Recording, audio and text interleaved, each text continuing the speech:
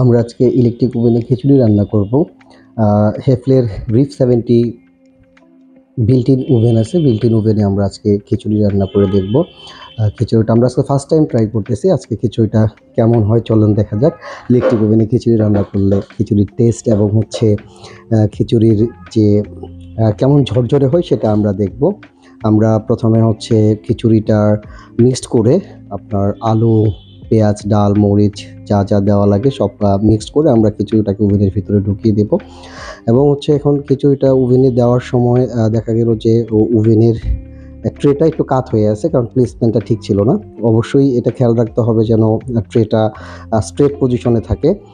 Same যে লাইনটা দেওয়া আছে সেম পজিশনে যেন বসানো হয়। এরপর আমরা ওভেনটা স্টার্ট করে দিচ্ছি। আমরা ওভেনটাকে প্রথমে 10 মিনিট প্রি হিট করে নিতে হবে। প্রি হিট করে নিয়ে টপ এবং বটম হিটারে 10 মিনিট 200 ডিগ্রিতে আমরা প্রি হিট করে নিয়েছি। এখন আমরা ফাইনালি স্টার্ট করে দিয়েছি। স্টার্ট করে দিয়েছি 200 ডিগ্রিতে আপার এবং বটম হিটার ব্যবহার করে। এখন খিচুড়ি প্রায় হওয়ার পথে, আমরা মাঝখানে একটু দেখে নিলাম যে খিচুড়িটা খিচুড়ি প্রায় হওয়ার পথে শেষের দিকে। তো এই অবস্থায় একবার আমরা চেক করে দেখব যে খিচুড়িটা কেমন হয়েছে। হ্যাঁ, ফাইনালি আমরা যেটা দেখলাম খিচুড়িটা হয়ে গেছে। আরেকটা জিনিস খেয়াল রাখতে হবে, যখনই আমরা ওভেনের ডোরটা খুলবো অবশ্যই সম্পূর্ণ ডোর একবারে খোলা যাবে না, হালকা একটু খুলতে হবে। কারণ ভিতরে যে ব্যাপারগুলো থাকে ওটা যদি কোনো কারণে মুখে লাগে মুখটা কিন্তু ঝলসে যাবে।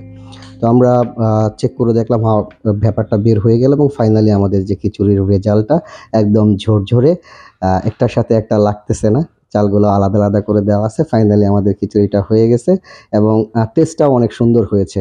ধন্যবাদ সবাইকে।